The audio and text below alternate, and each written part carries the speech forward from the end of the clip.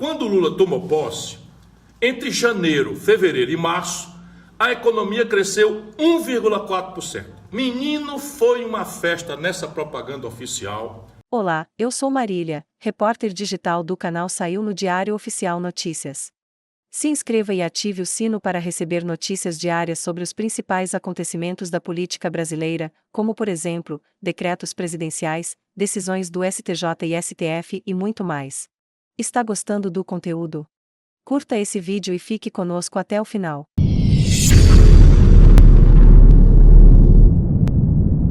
Esse 1,4% é importante eu parar um pouquinho nele por uma circunstância. Repare bem o que eu estou querendo dizer. Ele foi puxado por um fato absolutamente atípico que não tem nada a ver com o governo Lula e aqui para nós nem mesmo com o governo Bolsonaro. Mas é que na safra 2022, a safra foi plantada em 2022, a natureza ajudou, os preços das commodities, da soja, do milho, do boi, da galinha, do frango e tal, tudo bombou lá fora, no estrangeiro. Então a economia agropastoril chegou a crescer em alguns setores 21%. Como ela puxa transporte, o frete dos caminhões, os portos, etc, etc, esse número é quase todo, vamos dizer assim, falseado, embora tenha sido verdadeiro, mas ele foi todo falseado pela agricultura e pela pecuária e pelo petróleo, mas basicamente a agricultura. Então, basicamente. Tanto que acabou a safra, a nossa newsletter avisou, olha, isso é mentira, isso não é crescimento. Isso é uma bolha, foi a inércia de 2022, etc, etc. Não deu outra. Chegou o trimestre, abril, maio, junho, a economia caiu já o crescimento para 1%. Ainda com o restinho da safra. Veja o que aconteceu quando passou junho. Julho, agosto, setembro, a economia vai para perto de zero. 0,1% para perto de zero a economia. E até agora, o IBGE não divulgou o quarto trimestre. Mas eu conheço as coisas como funcionam e vou repartir com vocês de onde é que a gente pode entender as coisas. Deve vir mais ou menos parecido com esse 0,1 se a gente não tiver surpresa negativa. O fato é uma escadinha. Então, veja bem, esqueça mês, ano, porque a vida, a gente divide, tem o ano novo, tem o carnaval, porque a psicologia humana pede isso, mas a vida é um contínuo. Então, repara, o que está acontecendo na escadinha? Dá para ver claramente, a economia vinha crescendo 1,4 para o trimestre, caiu para 1 para o trimestre, caiu para 0, a gente pode chamar 0,1 de 0 para o trimestre, e o quarto trimestre, que é o último que acabou, é o que anuncia o próximo que está aqui entrando. Esse que nós estamos, janeiro, fevereiro e março, perto de 0. Então, a economia brasileira, aqui está o dado oficial do IBGE, não vai bem, está tendente à estagnação, à paralisia. Por que isso está acontecendo? Vamos ver o próximo gráfico que eu trouxe para vocês, tudo base dado oficial. Me mostra, por favor, Aínsa, o segundo gráfico, que é o que mostra o investimento. Enquanto isso, eu vou explicar. E qual é a câmera que está comigo? Ninguém mais está comigo, porque o quadrinho sumiu também. Eu sumi de novo. Pronto, agora sou eu aqui. Então, veja bem, vamos conversar nós aqui sem economês. O que é crescimento econômico? O que é desenvolvimento econômico? É basicamente uma coisa que a gente pode entender. É uma loja nova abrir e a outra não fechar. Então você tinha uma loja e abriu outra loja. Então aí tem mais emprego, tem mais salário, tem mais imposto. Então isso é crescer. O que é crescer a economia? É uma roça aumentar e a outra do vizinho não encolher. Aí sim, você produz mais 10 quilos, mais 20 quilos, mais uma tonelada em cima do que já vinha produzindo. Isso é crescer.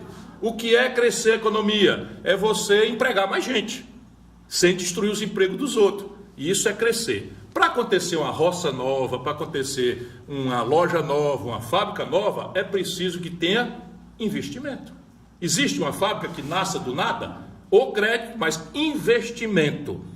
Os economistas, ao invés de dizer assim, a grana que sobra para investir, eles chamam esse número, bota na tela, Aínsa, por favor, de formação bruta de capital fixo. Como? Pois bem, para enganar nós, não, peraí, volta, é o próximo gráfico. Então por que esse daqui? Não, isso aqui é outra coisa, é aquele lá, vai lá. Aí vai, eu não enxergo esse número aqui, eu não pedi para botar aqui. Vai desculpar, mas é o seguinte, é porque eu já estou com as vistas meio obnubiladas. Então repare, o conjunto de investimentos que o país tem, ou seja, acabou o ano, nós produzimos 1 milhão de riquezas. Então nós produzimos 1 milhão de riqueza. E quanto dessa riqueza que nós produzimos, nós comemos? Né? Então produzimos 1 milhão e comemos 1 milhão. Qual foi a poupança que sobrou para o país investir? Zero. Isso aqui a gente quer ver se todo mundo vira um assunto popular, para que a gente não seja mais engabelado, enganado pela mistificação que a banqueirada paga na mídia e que os políticos fazem para enganar você, meu irmão, que está aí inadimplente, que está no SPC, que está no Serasa. Vamos falar sobre o número disso também. Eu rio para não chorar. Então, repare, o que um país tem de sobra, mal comparando, entre o que ele produziu num ano e o que ele comeu no ano, que ele consumiu, é a poupança dele. E isso vira o investimento que ele tem para rodar o jogo do ano que vem. Então vamos lá, a China, por exemplo, por que a China, mesmo em uma crise agora lateral, está crescendo ainda 3 tanto, 4 tanto o Brasil? E faz uns 20 anos que a China cresce 8, 5, 7, 8 vezes mais do que o Brasil. Porque termina o ano, o chinês está comendo mais ou menos 60% de tudo que produz. Ou seja, está sobrando de tudo que a China produz no ano, 40%. Para eles escolherem onde vão investir para aumentar a produção, os empregos, os salários, a infraestrutura, as coisas que estão acontecendo. Os economistas chamam formação bruta de capital fixo. Então, a gente vai escolher, vai deixar esse palavrão para lá e vamos olhar quanto é a formação bruta de capital no Brasil. Pois bem, nós estamos mais ou menos com a menor taxa de investimento da história do Brasil. Se não tem investimento, meu irmão, hoje, não tem crescimento amanhã. E tudo isso já está escrito. Quer ver? Veja, venha comigo aqui. Está ali o tal FBCF. Mostra ali, Gisele. Ah, mas não aparece não. No canto esquerdo do que eu estou olhando aqui, FBCF, Formação Bruta de Capital Fixo. Esse é o gráfico. Então, repare, em agosto de 2023, comparado com agosto de 2022, nós não tínhamos sequer 17%. Ou seja, estamos comendo 83% de tudo que produzimos. Caiu 0,4%. Em setembro, caiu mais 1,7%. Em outubro de 2023, agora com o nosso Lula, caiu 1,9%. No trimestre, no segundo, caiu 3,5%. Quando a gente olha comparado em 12 meses, ou no ano, caiu 3,4%. Ou seja, já era muito pouco. Já era muito precária a taxa de formação bruta de capital do Brasil, o dinheiro que sobra para investir, para abrir novas lojas, fazer infraestrutura, fazer prédio, construir prédio, enfim, tudo isso que eu expliquei para vocês, não quero ser chato, está muito baixo, 16%, 17% e caindo. Ou seja, se não tem investimento hoje, não tem loja nova amanhã. Se não tem loja nova amanhã, não tem novos empregos amanhã. Se não tem nova loja, não tem novos empregos, não tem crédito, porque você não tem renda para lastrear seu crédito, a inadimplência vai crescer. E se não tem crédito, não tem inadimplência, não tem investimento, o país está parado, a economia está em retrocesso ou em estagnação. E aqui está o número. Em 12 meses, caiu 2,7%. A manchete ali está 2,5% para arredondar para baixo, porque a propaganda da nossa mídia, a serviço de bilhões de reais que o Lula dá de propaganda, é mascarando até as evidências. No ano de 2023, caiu 3,4%. Olha, se um negócio desse acontecesse na Europa, onde as pessoas acompanham isso e têm equipamento para entender, os governos caíam. Mas veja, então repare, a economia está caindo. A condição da gente olhar o futuro sem ser profeta é olhar se está acontecendo investimento, em que ela está em queda hoje, mas o investimento está aumentando, então ela vai crescer amanhã. Aqui está evidenciado que o Brasil não tem. Qual é a primeira consequência disso? Vocês devem ter acompanhado o governo se pabulando, que é como a gente chama aqui o autoelogio, o elogio em boca própria, de ter produzido no governo de 2023 1.483.589 empregos. E tome propaganda, e tome conversa mole, e tome não sei o quê. Olha, eu acompanho isso. Ia ter um conterrâneo meu, que até o grande pintor e artista multi-habilidoso, Totônio Laprovita, nós temos um amigo em comum que é o Toninho da Meruoca. Eu cito sempre o Toninho da Meruoca, porque o Toninho da Meruoca não teve condição de estudar, mas o bicho é danado de inteligente. E eles simplificam as coisas que a gente passa meia hora explicando aqui. Se eu entregar para o Toninho da Meruoca para explicar o que é formação bruta de capital fixo, ele desenrola isso numa frase. Pois bem, o Toninho da Meruoca, olhando esse número aqui, ele vai dizer o seguinte: doutor, tá bom, mas tá ruim, né? Está gostando do conteúdo? Curta esse vídeo e fique conosco até o final. Olha que genial o que o Toninho da Meruoca está dizendo. Então, você saber que 1 milhão, num país de 200 milhões de habitantes, certo? Criou 1.483.000 empregos, 589 para a gente não esquecer nenhum, cada emprego desse é muito precioso. O governo está dizendo que é muito bom, e eu concordo, é muito bom mesmo. Mas vamos olhar como é que está o filme. Então, em 2023, criaram-se 1.483.589 empregos. Porém, como era isso em 2022? Sob o governo do terrível Bolsonaro, que nós sentamos o pé, sentamos a linha, e ainda acho pouco que a gente fala mal dele e tal. Pois bem, sob o governo Bolsonaro, o desastrado, o saldo de emprego em 2022 foi de 2.013.261 empregos. Ou seja, o saldo caiu de 2.013.000 para 1.483.000. Esse é o filme. Só que a gente olhando para trás, só para não pabular o Bolsonaro, que não merece pabulação nenhuma, eu estou mostrando a economia brasileira, tanto faz ser Chico ou Manel. O saldo em 2021, quando acabou a pandemia, foi de 2.780.155 empregos. Vocês estão vendo aí, ó? Então veja bem, em 2022, 2021, a economia brasileira gerou 2.780.155 empregos. No ano seguinte, caiu quase 1 milhão. Caiu para 2.013.261 empregos. No ano Lula, que vive aí acelerando a polarização e a conversa mole, não sei o que e tal, caiu para 1.483.000 empregos. Olhando esse emprego, radiografando esse emprego, eu tomei esse aqui, a fonte é o Ministério do Trabalho, mas os jornais publicaram sem maior explicação. Esse quadrinho que está chureado ali, é vermelho, é, Gisele?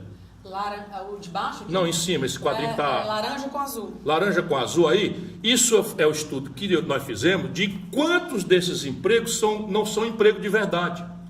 São essas coisas de você contratar o cabo do dedo na mão para a unha e tal, e pagar menos do que o salário mínimo. Eles chamam de trabalho intermitente, fruto da reforma trabalhista, que o senhor Michel Temer promoveu e que o senhor Luiz Inácio Lula da Silva, com os sindicalistas, tudo caladinho, tudo pelo bico, caladinho, né? Eu nunca vi um país de governismo tão absurdo em que centrais sindicais, que são teoricamente os porta-vozes dos trabalhadores, está tudo calado nessa esculhambação aqui. Então repare, 17,2%, 1 em cada 5 empregos que eles estão se gabando de ter produzido é sem carteira assinada, é só trabalho intermitente, não tem direito a nada, nem a férias, nem 13º, nem aposentadoria, nem licença férias, nem remunerada, nem coisa nenhuma nessa neo-escravização que foi implantada pela reforma trabalhista e mantida exatinha pelo PT e pelo Lula, como eles culambavam na época que foi feito. Isso é que me comove e me zanga. Então, repare, o país está decrescendo, caiu de 1,4, é o primeiro gráfico, 1,4 para 1, para 0,1, tudo indica que vai para 0. O país não tem mais capital, não tem mais investimento, então caiu 3,5% no ano, ou seja, não tem crescimento hoje e não tem investimento para garantir o crescimento futuro. O efeito disso é a escadinha do saldo do emprego, do jeito que vai para 0 já, e não tenha dúvida que vai aumentar, essa escada vai continuar caindo, o saldo de emprego vai continuar caindo. E o que acontece quando o emprego cai? Quando a possibilidade de emprego cai? Muita gente precisando trabalhar, muita gente precisando pagar as contas, muita gente com filho para criar, se obrigando a vender sua força de trabalho a troco de cada vez menos valores. E aqui está o quadro, o penúltimo quadro que eu mostro para vocês o que está acontecendo com o Brasil. A participação dos salários, da soma dos salários da classe trabalhadora, da classe média, dos trabalhadores, na renda nacional. Hoje, manchete que eu tomei emprestada do jornal O Globo. Também não tem grande publicidade, é um gráfico muito difícil da gente ler, mas é assim, quando a gente pega toda a riqueza do país, a gente vai entender a parte. Então, juntando o salário de todo mundo, que tamanho é esta riqueza? Juntando o salário de todo mundo. O Brasil tem 100 milhões de pessoas ocupadas hoje. E tem aí mais umas 15 milhões de pessoas entre desalentadas, desistindo de procurar emprego, ou abertamente desempregada, ou querendo trabalhar e não tendo mais confiança nem esperança de que vai conseguir trabalho. Pois bem, 100 milhões de pessoas trabalhando, juntando o salário de tudinho, é o pedaço dos salários na renda nacional. Pois bem, essa parte já foi quase a metade da riqueza do Brasil, e não faz muitos anos não, 2012, 2013, era 44,6% da renda. Agora, é azul, Gisele, isso aí? Azul. Então veja bem, caiu para o menor nível dos últimos 19 anos. Está entendendo bem, meu irmão?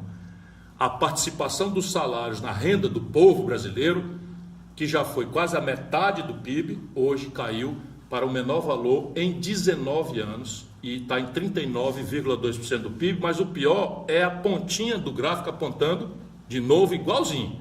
O PIB cai, a formação bruta de capital cai, os empregos, a escadinha do emprego cai, e é naturalmente a consequência outra. De novo, uma curva científica, a fonte aqui é o Ministério do Trabalho, é o IBGE, tudo coisa oficial. Apenas essa newsletter, essa carta, esse Brasil Desvendado, tem compromisso de ler isso para você fora da mentira e da propaganda oficial que a elite, junto com o governo, tenta fazer para enganar até mesmo as vítimas da esculhambação. Então, repare, enquanto isso, esse quadro vermelho, vocês estão vendo bem, o pico para cima que deu esse quadro vermelho sobe de 32 para 37,5. Sabe que participação é essa no PIB brasileiro, a INSA? Sabe qual é, não? Sabe, Gisele? Não. O lucro das empresas, liderado pelos bancos. Então, é assim, é claro aqui a que o senhor serve o nosso governo desde sempre, porque isso aqui vem de trás, ó.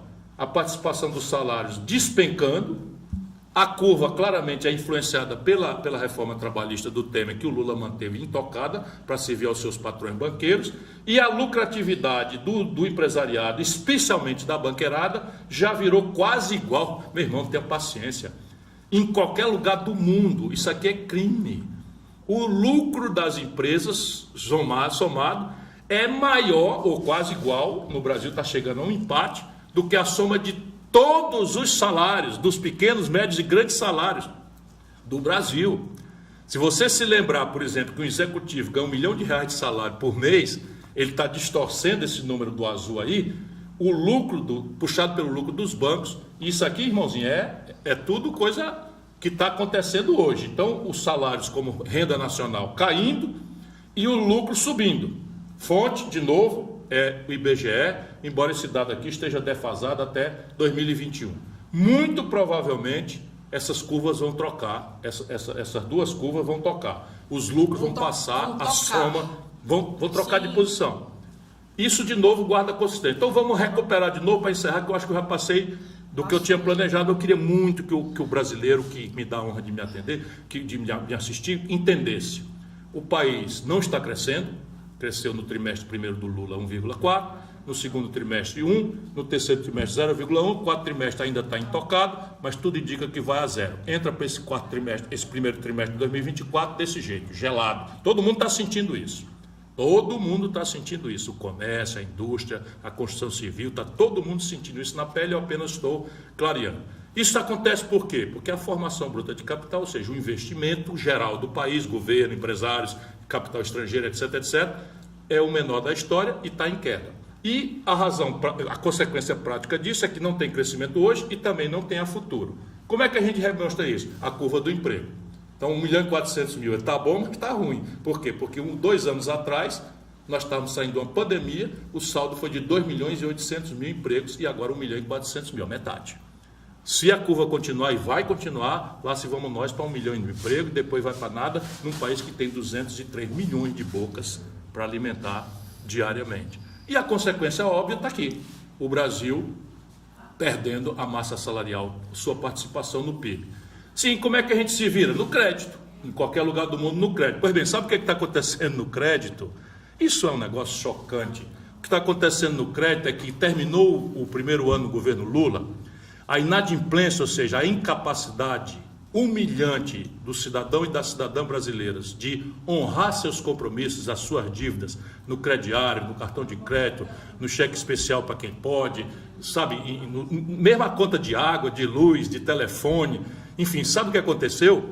Subiu 3,58% em dezembro, comparado com dezembro de 2022, quando o terrível Bolsonaro estava acabando de merdalhar a vida brasileira. Subiu a inadimplência, ou seja, a população está perdendo renda, perdendo emprego, e a inadimplência, ou seja, a incapacidade humilhante de fazer frente aos seus compromissos, subiu também no governo Lula. Sabe qual é o resultado prático? Você que ouviu a propaganda do Desenrola, abre os aplicativos, está todo mundo falando do Desenrola. O Lula assumiu o governo com recorde de 71,9 milhões, 72 milhões em número redondo, de brasileiros e brasileiras, você já me ouviu falar muito sobre isso, inadimplentes, ou seja, humilhados no SPC e no Serasa. Copiou de forma muito errada uma ideia que eu lutei 10 anos para fazer, copiou completamente errada e chamou de Desenrola. O Lula ainda teve a audácia, porque ele é assim, fala qualquer merda e todo mundo bate palma, a turma dele. Falei errado, Gisele? Não, Não, mas é isso mesmo. É isso mesmo. Aliás, uma das coisas mais incomum do Lula com o Bolsonaro é falar merda para os abestados que seguem um e outro, bater palma, como se isso fosse uma coisa simplificadora. Então, volta o quadro. O que aconteceu? Anunciaram o Desenrola, copiando a ideia minha mal e porcamente, fizeram tudo errado para servir aos banqueiros. Sabe o que aconteceu? Terminou, eu estou rindo para não chorar, terminou o ano o Brasil com 71 milhões e 400 mil brasileiros no SPC e Serasa. Ou seja, mentira. Fracassaram o Desenrola, foi simplesmente uma mentira grande, e o Lula estava dizendo que tinha falado que o Haddad merecia o prêmio Nobel de Economia, porque fez o Desenrola. Primeiro, né, o que ele fez foi fraudar uma ideia que eu fiz. Então, irmão, não tem emprego, que está em queda, pelo menos a tendência. Não tem investimento, pelo menos do ponto de vista de formação bruta de capital, está em queda. Não tem crédito, 72 milhões de brasileiros inadimplentes humilhados no SPC Serasa. Está aí, a inadimplência volta a subir no Brasil, não é? Com a promessa do Desenrola. E de onde é que vai vir crescimento econômico? Não tem. E isso é a cara do ano de 2024. Pode mudar? Pode. Mas o governo tem que mudar o modelo econômico, a conduta do Banco Central, a conduta fiscal, o conservadorismo reacionário e servil do Haddad à banqueirada. E isso, infelizmente, não parece, nem de longe, que Lula tem vontade ou mínima coragem de fazer. Essa é a tragédia brasileira. Obrigado, presidente, e boa noite a todos os senadores, senadoras, servidores dessa casa e população brasileira que acompanha a gente pela TV Senado. Olá, eu sou Matheus, repórter digital do canal Saiu no Diário Oficial Notícias.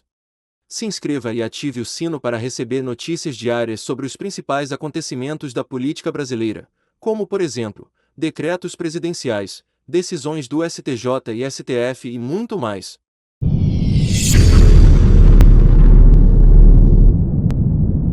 Quero aqui primeiro dar feliz aniversário aqui para o aniversariante de hoje, o Fernando Saquete, diretor da Secretaria Legislativa do Senado Federal aqui. Parabéns, meu amigo. Deus te abençoe aí, para você estar sempre servindo a gente aqui da melhor maneira possível. E eu queria falar aqui sobre essa questão da saidinha e deixar bem claro aqui que lá em Minas Gerais, lá o secretário de Segurança Pública, junto com o governador Romeu Zema, uma sugestão que a gente deu para que agora no Carnaval que retirasse essa questão da saidinha, até porque tem gente que não voltou até agora do Natal. Então, como é que vai dar a saidinha para agora do Carnaval? E eu quero aqui também agradecer aqui também o presidente da Comissão de Segurança Pública, o Sérgio Petecão, por ter pautado ontem na comissão, já foi aprovado, e agora cabe a nós aqui, agora o mais rápido possível, votar. E dessa sugestão aqui para algum político que for criticar, né, que é a favor da saidinha, ou for votar depois contra esse projeto, e alguém que estiver assistindo aqui for contra a gente acabar com a saidinha, eu vou dar uma sugestão simples. Está tendo carnaval agora, em vez de você pular carnaval na rua, você pode ir lá para a cadeia e pular carnaval com eles. Fica à vontade. Vai para lá pular carnaval com eles. Eu queria falar uma situação que está acontecendo aqui no Brasil aqui, e chamar a atenção de toda a população brasileira, porque eu já falei aqui que eu não tenho medo. Jamais vou ter medo. Um que eu tenho medo aqui é da mão de Deus. É da consciência dele e do povo que me colocou aqui. Agora, da situação do STF, gente, eu não tenho medo não, porque eu não tenho nada a temer. Pelo contrário, eu tenho que cobrar e ir para cima. E eu estou vendo uma situação aqui, vocês viram o que o Dias Toffoli fez? Vai agora com esse perdão de dívida que está fazendo aqui agora, que está dando, Girão, quase 25 bilhões de reais que deveria voltar para o povo, que foi de corrupção, que tem empresa que é réu, confesso, e ele está dando esse perdão. Mas eu queria mostrar para vocês aqui, gente, uma situação que eu queria mostrar aqui, ó. Outro perdão que está dando aqui, ó, Toffoli vai liberar agora 1 bi em penduricais a juízes federais que haviam sido caçados pelo TSU. E olha isso aqui, ó, magistrados poderão embolsar individualmente até 2 milhões de reais. E o TSU prevê dano irreversível aos cofres públicos. Dias Toffoli também. Mas o próprio Dias Toffoli, gente, olha você vê, pau que dá em Chico não dá em Francisco. Porque errado é errado. Mas o Toffoli aqui não perdoa o desempregado que furtou uma garrafa de 100 reais. O desempregado foi errado, né, Toff? Na sua interpretação foi errado, você não perdoou ele. Mas a JF dos irmãos Batista, você está perdoando. Agora a Odebrecht, que é réu, confessa, você está perdoando. Então o que está acontecendo nesse país aqui? Mas eu queria mostrar aqui para vocês, aqui, população brasileira. Vocês vão escutar o áudio aqui, a hora vai sair. Está gostando do conteúdo? Curta esse vídeo e fique conosco até o final. Eu ouvi o áudio. Tem que manter isso aí, viu? Eu quero dizer que eu vi a fita. Oi? Eu vi a mala de dinheiro. Aí. Eu vi a corridinha na televisão. Nós vivemos uma tragédia brasileira. A tragédia da corrupção que se espraiou de alto a baixo, sem cerimônia. Eu não acho que há uma investigação irresponsável. Eu acho que há um país que se perdeu pelo caminho, naturalizou as coisas erradas e nós temos o dever de enfrentar isso e de fazer um novo país, de ensinar as novas gerações que vale a pena ser honesto, sem punitivismo, sem vingadores mascarados, mas também sem achar que ricos criminosos têm imunidade, porque não tem. Gente, esse aqui é o ministro Barroso. Ricos, né, como ele mesmo disse aqui. Então, eu queria só entender por que está mudando. Essa fala dele aqui foi há alguns anos atrás aqui. E agora o Dias Toffoli, fazendo estudo e perdoando. Odebrecht, essa JF aí, que é réu confessa, que acabou com esse país aqui, que botou esse país aqui na lama aqui, para todo mundo aqui, que esse país aqui era um país corrupto. E assim, e todos os ministros agora calados, Barroso, se manifeste. Inclusive eu já encaminhei, sabe, agora para a PGR, agora para poder barrar essa patifaria que o Dias Toffoli está fazendo aqui com o país aqui, porque quer esfregar na cara da população brasileira, quase cuspir na cara da população brasileira, pode roubar, pode fazer o que você quiser, que aqui a gente vai perdoar. O crime compensa, roubar compensa nesse país. Aí está agora a candidatura de um monte de vereador, de prefeito, pensar assim, pô, posso entrar agora como prefeito, como vereador e roubar e fazer o que eu quiser, porque vai perdoar. Inclusive tem até o Sérgio Cabral falando que vai ser candidato a deputado federal. Até o Sérgio Cabral falando que vai ser candidato a deputado federal. Então daqui a pouco essas pessoas vão ser indenizadas. Essas são santas, gente. Daqui a pouco a Odebrecht, o Sérgio Cabral, vai ter que o governo, o povo, pagar imposto, falar assim, não, vamos ter que indenizar eles, porque é tudo santo. Eles estavam tudo coberto de razão. Então, eu não vou ficar calado aqui, não. Eu já acabei de entregar para a PGR já, e eu espero que a PGR consiga barrar isso, que a gente está falando aqui, gente, desses perdão de dívida que o Dias Toffoli está fazendo, 25 bilhões que tinha que voltar para o povo brasileiro, que é de corrupção, que são réu confessos, e está devolvendo para os ricos, né? Para esses que fizeram, enrolaram com a cara do povo brasileiro aqui.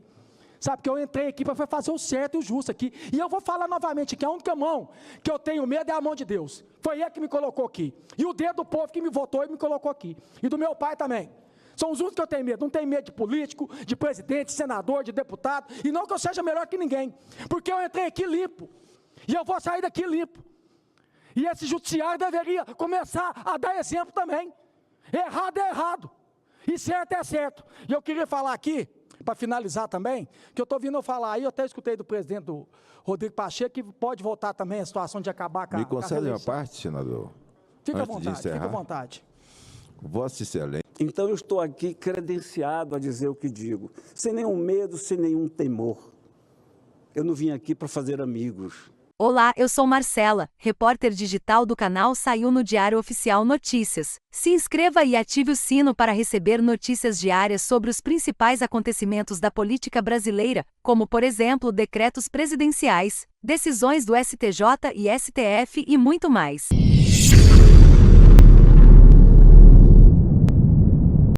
Eu não sou mestre de cerimônias. Eu não vim aqui para agradar. Eu vim aqui para fazer o que tem que ser feito. E assim foi com a CPI das ONGs. E assim será com a PEC que fixa mandato de ministros. É preciso analisar, sim. É preciso dizer para eles que eles têm início, meio e fim. Por que 8 anos seria o ideal? É simbólico, mas 11 da PEC do então deputado federal Flávio Dino, 12 da PEC que o senador Arnes apresentou, não importa. O que importa é fixar. Essa gente não pode se achar inatingível. Esses ministros não podem se julgar semideuses. Não são mais que você nem que eu. São juízes levados a ser ministros. Escolhidos para interpretar a Constituição que nós que vocês que votaram em nós fizemos. Está gostando do conteúdo? Curta esse vídeo e fique conosco até o final. Quantos deles tiveram a coragem de optar para ser político, meter a cara a tapa e ir atrás de votos? Eu não quis ser jurista. Eu não quis nunca chegar a ministro. Eu sonhei chegar ao Senado. Vereador, chegar ao Senado. Eu estou legitimado a legislar. Eles não estão, mas estão legislando. Então, chegou a hora do Senado trazer para cá essa questão e começar a analisar. Por que eu digo tudo isso, senador Flávio Dino? Porque eu fico alegre em saber que 5 dos 11 ministros querem discutir esse tema. Porque eu vejo todo mundo cheio de dedo. Não é hora, é retaliação. Como é que a retaliação, se não vai atingir nenhum ministro atual?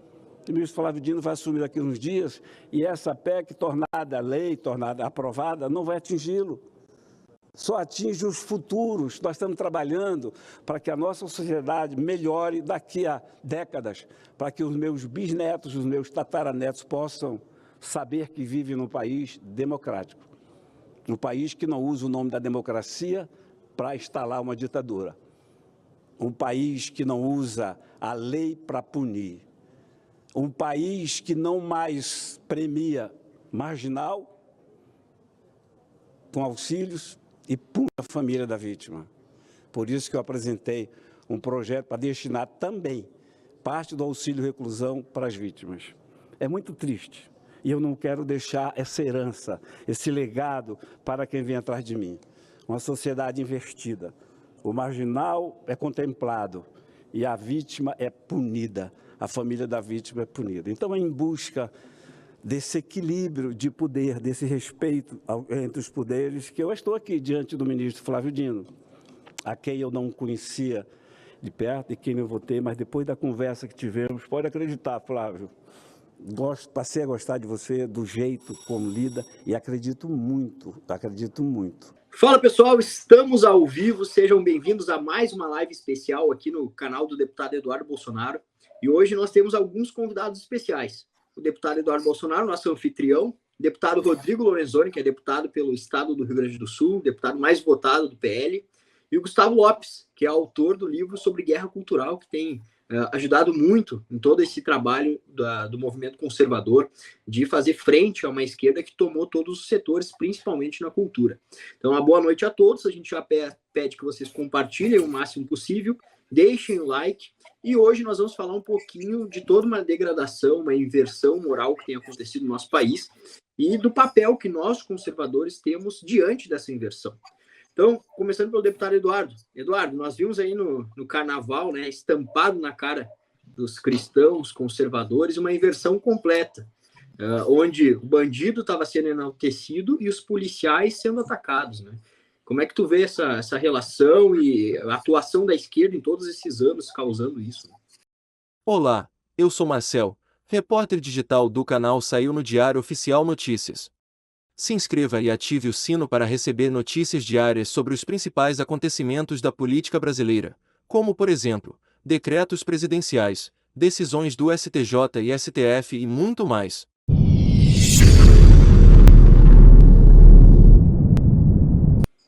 Eles têm.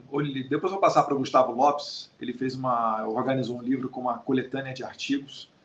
E eu falei um pouquinho sobre guerra cultural, escola de Frankfurt, que às vezes pode parecer um assunto muito distante, mas ele tem tudo a ver com o que está acontecendo no mundo. A esquerda, ela tem hoje como exemplo de sucesso para a chegada ao poder essa degradação moral. Eu vou pedir eu estou ouvindo meio que um eco aqui, então, beleza, isso. Maurício, se puder mutar também. Eu mutei eles. Vai falando. Então, o que a gente viu nesse carnaval? A gente viu a polícia que garante a segurança do carnaval, porque eu acho que todos vocês sabem que se a PM de São Paulo e Rio de Janeiro, por exemplo, estivessem de greve, jamais teria ocorrido desfile de escola de samba, estaria um caos na vida de todo carioca, paulistano, enfim, das pessoas que estivessem nessas cidades para curtir carnaval. E você tem algumas escolas de samba colocando comissões onde pessoas são fantasiadas de demônio representando a polícia militar. Então esse é o ponto número 1. Número 2, o esculacho maior ainda, o ministro de Direitos Humanos do descondenado, o Silvio Almeida, desfilando ao lado do cara que foi condenado a mais de 3 anos de cadeia por incendiar a estátua de Borba Gato. Esses doentes mentais, eles querem reescrever a história, e para eles, Borba Gato, que foi um desbravador das matas brasileiras, na opinião deles, ele foi um escravocrata, utilizou de mão de obra escrava, logo ele não merece ter aquela estátua ali. Ou seja, tentam apagar toda a história brasileira, tentam causar uma confusão e a desconstrução pela desconstrução, sem nada colocar no lugar.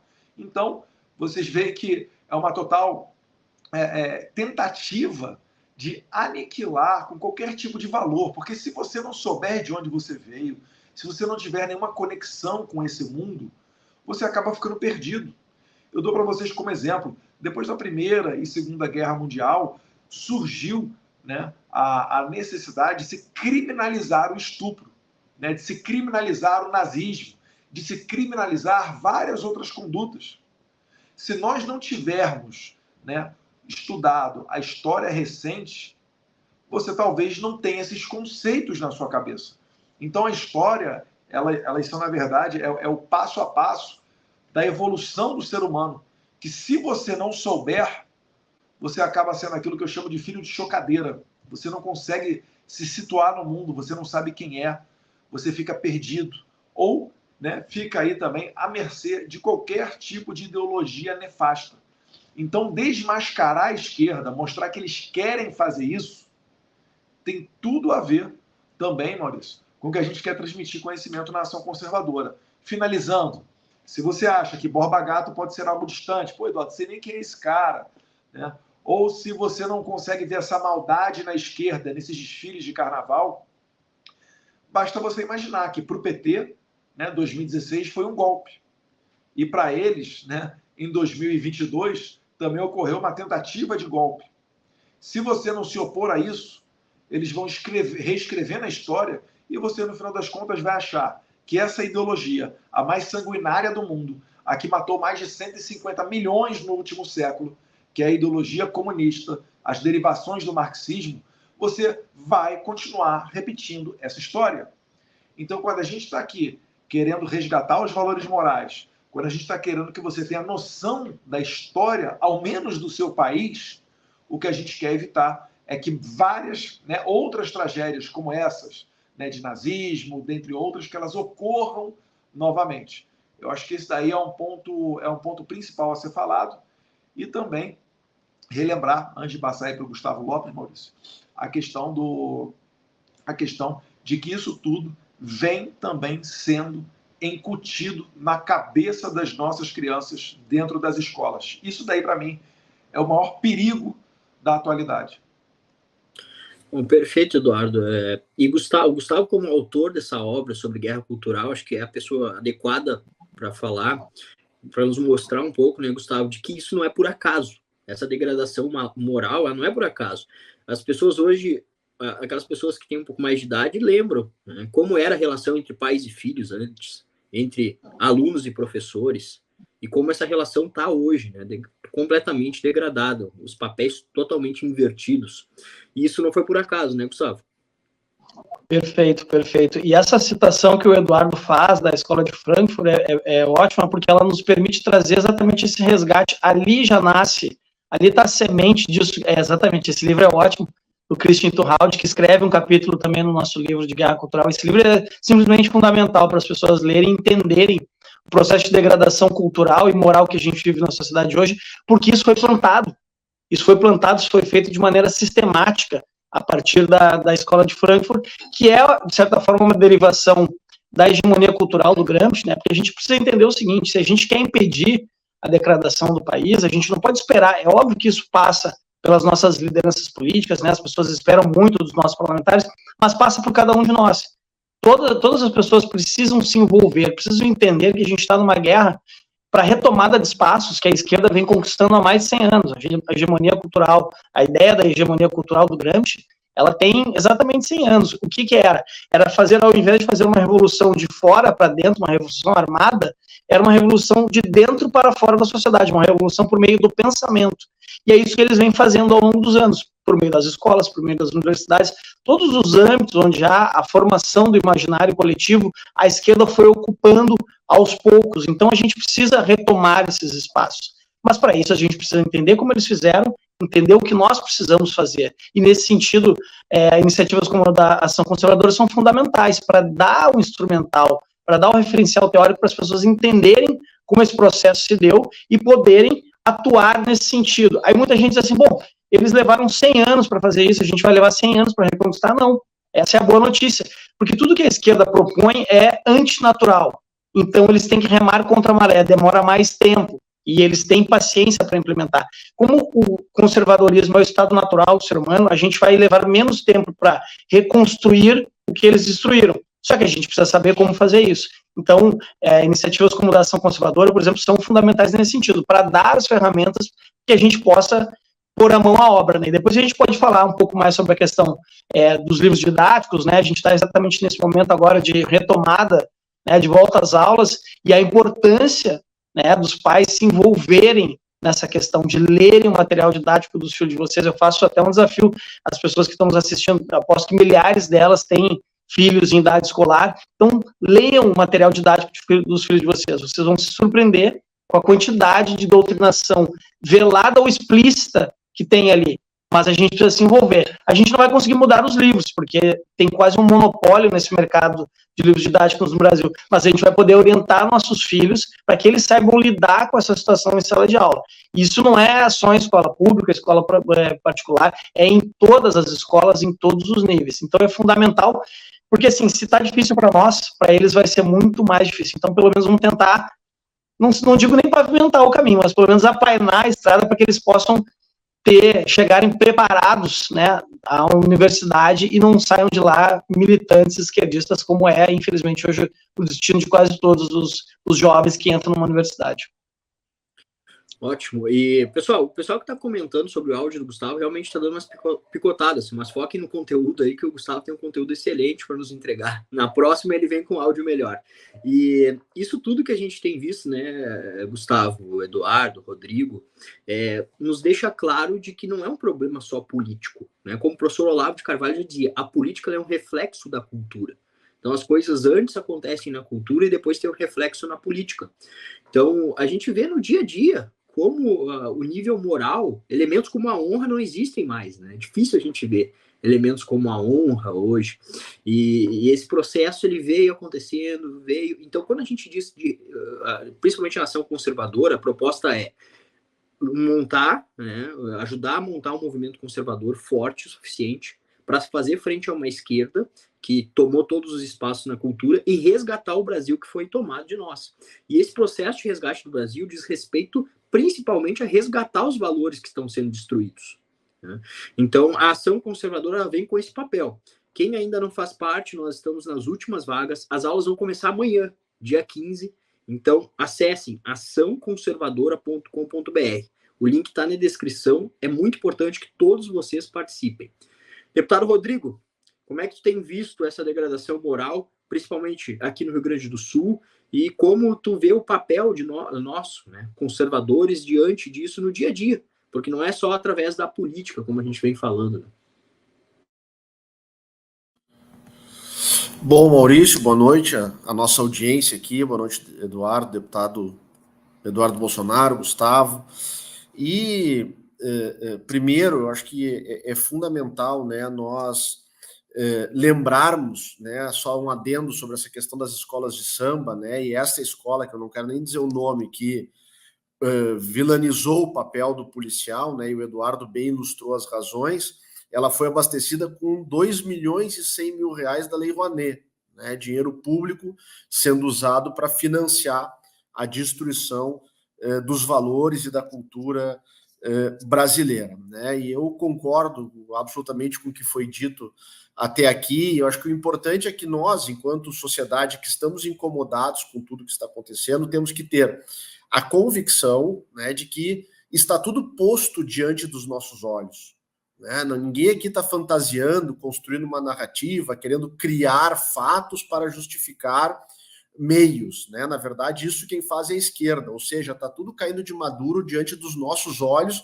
e nós estamos sentindo estas dores. Nós precisamos entender isso, aceitar e compreender que isso está sendo feito com método, né? Com estratégia, com direcionamento.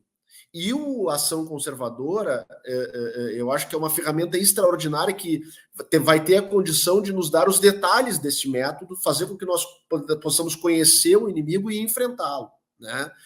E nós estamos vivendo aqui no Rio Grande do Sul um momento muito difícil que eu quero ilustrar justamente as ações do governo estadual e da esquerda local que tentam trazer isto para a nossa terra. Então, eu quero começar com o exemplo de uma ação orquestrada do PT e do PSOL que tentaram mudar a letra do hino do Rio Grande do Sul aqui na Assembleia Legislativa, né? Eles fizeram uma releitura do livro, do hino, e todos sabem né, e acompanham a cultura gaúcha e o quanto para nós aqui, né, o nosso hino, a nossa história são importantes e ditam, né, os costumes da família, o fato de sermos um povo aguerrido e um povo trabalhador, e eles distorceram a letra do hino querendo incutir algo racista, né, dizendo que o trecho que diz que povo que não tem virtude acaba por ser escravo.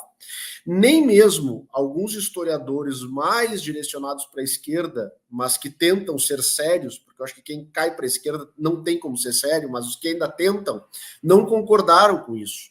E nós tivemos que travar, eu fui autor aqui de uma proposta de emenda constitucional que virou trecho da Constituição do Estado, mas tivemos que travar uma verdadeira batalha contra isso para evitar, né, que tivéssemos a alteração da letra do hino. Quando eu era entrevistado durante essa discussão, e aí quero trazer a mídia que ajuda, né, a grande mídia que ajuda a formar o imaginário, ajuda a validar as narrativas oficiais, né, me entrevistavam, né, principalmente a RBS, a sucursal da Globo aqui no Rio Grande do Sul, eles tentavam minimizar, né, o tema e até fazer chacota, né, dizendo que o Rio Grande do Sul tinha problemas mais importantes para discutir do que o hino do Rio Grande do Sul, né? A minha primeira resposta era: se não fosse importante, vocês não estariam me entrevistando, né? E, em sendo importante, né, nós temos que entender que a cultura, né, e o que ela simboliza para o nosso povo, ela dita, né, as regras do futuro, ela faz com que a gente entenda o passado, né, para a gente poder atuar no presente e preparar um futuro. Né? Então, eu quero trazer um exemplo claro e fático, né, do que nós enfrentamos aqui no Rio Grande do Sul, para demonstrar como isso acontece na prática, né, e tem exemplos vários e que nós conseguimos aqui brecar. Né, e nós temos tantos outros exemplos. Esse nós podemos tratar num espectro macro, digamos assim, né, no ambiente estadual, na Assembleia Legislativa, mas tem muitas coisas acontecendo no ambiente micro, né, dentro da sala de aula dos nossos filhos, dentro da rádio comunitária, dentro do ciclo de pais e mestres, dentro da associação comercial, e que nós precisamos estar atentos. Perfeito. E o professor Olavo, ele conseguiu, né? A gente tem falado bastante, Eduardo e eu, aqui nas lives sobre o professor Olavo, porque ele foi quem nos abriu os olhos para essa tomada. Ele vinha alertando lá desde os anos 90 sobre a nova estratégia da esquerda, que largou as armas, né, deixou aquela revolução truculenta e mudou a forma de tomar o poder. Então, ao invés de forçar através da força tomar o poder, eles começaram a ocupar todos os espaços. Então, escolas, universidades, até mesmo dentro da igreja eles se infiltraram. Todos aqueles setores que formam o imaginário das pessoas, que formam como as pessoas vão pensar. E eles começaram a tomar isso. A grande mídia é o grande exemplo, né? O maior exemplo dessa tomada dos meios que formam o imaginário. E o professor Olavo ele sempre alertou que nós da direita precisamos nos preocupar em retomar esses espaços. Só que antes de retomar esses espaços, eu acho que tem um passo anterior que tem que ser dado, que é preparar as pessoas para ocupar esses espaços. Quem vão ser os professores? Quem vão ser os jornalistas? Quem vão ser os candidatos? Né? A gente tem um ano de eleição fundamental. Eu acho que a gente sofreu bastante por não ter elegido muitos prefeitos e vereadores em 2020. Isso nos custou. E agora nós temos a chance novamente de nos organizarmos e elegermos essas pessoas. Então, nós precisamos formar candidatos, lideranças locais que vão atuar nas suas cidades e também formar aquelas pessoas que não quer ser um candidato, não quer estar na linha de frente, mas que no dia a dia, ali no seu círculo de convivência, no grupo do futebol, na academia, no grupo da igreja, enfim, quer fazer a diferença, quer abrir os olhos das pessoas que ainda caem nas mentiras da esquerda, quer enfrentar essas mentiras, denunciar, ajudar de alguma forma. Então foi pensando nessas pessoas, nesse trabalho de organizar o movimento conservador, formar essas pessoas para retomar esses espaços que a esquerda ocupou completamente, que nós criamos a Ação Conservadora. Está gostando do conteúdo? Curta esse vídeo e fique conosco até o final. Aproveitando aqui o gancho que o Maurício falou do Olavo, o Olavo ele foi muito visionário, não só com relação ao seu conteúdo e por sempre falar aquilo que... Falar não, né? Profetizar aquilo que anos depois acabava virando realidade. Ele também se utilizou da internet para fazer os seus programas, os principais dele, né? O True Outspeak e o COF, o curso online em filosofia. Essa foi a maneira que ele teve para bypassar essa doutrinação ideológica em universidades e escolas e dar um tiro de canhão, formando uma geração libertadora. Tanto que todos nós aqui sabemos, atribuímos a ele ter asfaltado esse caminho filosófico e cultural para que depois, no flanco político, o Bolsonaro pudesse também fazer o seu trabalho. Cada um lado a lado, tá? Não teve nada de Olavo é guru do Jair Bolsonaro, não teve nada disso, conselheiro, etc. Isso daí realmente é a teoria da conspiração desse pessoal da esquerda que só pensava em detonar o Olavo de Carvalho, porque para muito além de estudos políticos, ele tinha estudos religiosos, né? Várias outras áreas o Olavo entrava. Fica a dica aí para você, além do livro aí que o Gustavo organizou, e eu escrevi um artigo do Guerra Cultural na Prática, para também adquirir o mínimo que você precisa saber para não ser um idiota, tá? É um livro um pouco mais extenso, mas ele traz uma coletânea de artigos do professor Olavo sobre os mais diversos assuntos. Então, se você quer debater com propriedade na internet, quer assessorar um vereador, um prefeito, ou você próprio, seu candidato, além da nossa ação conservadora aqui, você também faz muito bem se conseguir ler o mínimo que você precisa saber para não ser um idiota. Eu acho que vai muito por ali. O que aproveito? Eu aproveito da minha posição de destaque para também dar esse tiro de canhão, para tentar mostrar para vocês que existe um outro mundo para além daquele apresentado pelo seu professor de História e Geografia, maconheiro da escola, para além daquilo que é apresentado para você sobre professor universitário malicioso, que te mostra o mundo como se democracia fosse você escolher entre ser menchevique e bolchevique, ou entre PT e PSDB, né? Extrema esquerda ou centro-esquerda. Então a gente quer mostrar para você esse outro mundo. E finalizando, isso vai impactar na sua vida de maneira importantíssima. É essa visão, por exemplo, para além das muralhas do que aquilo que querem que você pense, é que vai te libertar. Eu gosto de citar o exemplo de El Salvador. O presidente lá é o Bukele. Independentemente da discussão que se tenha, se é direita ou se é esquerda, o Bukele conseguiu transformar o país mais violento do mundo em 2015 no país hoje que tem taxas de homicídio do mesmo nível do Canadá. É o país mais seguro do Ocidente. Como é que ele fez isso? Pensando fora da caixinha. Indo para onde a esquerda nunca permitiu que eles fossem pensar. Ele resolveu um problema político interno, quando ele fez o impeachment de 5 ministros do STF deles, ou seja, da totalidade do STF de El Salvador e do PGR, isso em 2021 para 2022. E a partir daí, conseguiu colocar adiante todas as reformas penais que ele sempre imaginou. Essas reformas penais foram tudo aquilo contrário ao que os direitos humanos de países de primeiro mundo falavam para ele. Diziam para ele que ele ia ter que viver com um criminoso, que ele ia ter que perdoar a pena de todos eles, que ele não deveria punir quem fosse menor de idade. Ele foi fazendo tudo o contrário. Ah, você é menor de idade, mas você delinquiu? Você vai pagar. Ah, o desencarceramento é para ressocializar o cara? Eu vou deixar esse cara mais preso ainda. E ele prendeu mais de 75 mil criminosos sem nenhuma baixa civil. E hoje é El Salvador, que era em 2015, uma taxa de homicídio de 103 assassinatos para cada grupo de 100 mil habitantes. Hoje, essa taxa está em 2,4. No Brasil, a gente não conseguiu ir tão longe, porque a gente não teve um apoio tão maciço assim do Congresso. Em El Salvador, em 2019, o Bukele era igual ao Bolsonaro. Ele tentava fazer as medidas dele e o sistema bloqueava. Seja o tribunal, seja o Congresso, seja, enfim, uma ONG, um ativismo dentro da mídia. Só que lá em El Salvador tem eleição do meio de ano. Então, em 2021, ele colocou 64 deputados como sua base. 64 de um total de 84. Então, a partir daí, ele começou a fazer todas as reformas necessárias e levou El Salvador a essa condição de segurança que o mundo inteiro hoje aplaude. Inclusive, né, vale, diga-se de passagem, Bukele estará junto com Javier Milei e Donald Trump no CIPEC, tá? Final aí de fevereiro, ali pelos dias 22, 23 e 24, logo antes da manifestação do dia 25, que o presidente Bolsonaro está convocando as pessoas para ir na Avenida Paulista, e eu já sei que tem vários governadores confirmando, dentre eles o Tarcísio de São Paulo, o Ronaldo Caiado, vamos ver se outros aí também confirmam. Então vai ser um grande ato, não somente em favor do Bolsonaro, mas contra todos os conservadores perseguidos. A gente está vendo a juíza Ludmila Lins Grilo tendo até a aposentadoria dela cortada, meu Deus do céu. Nunca se viu isso na história.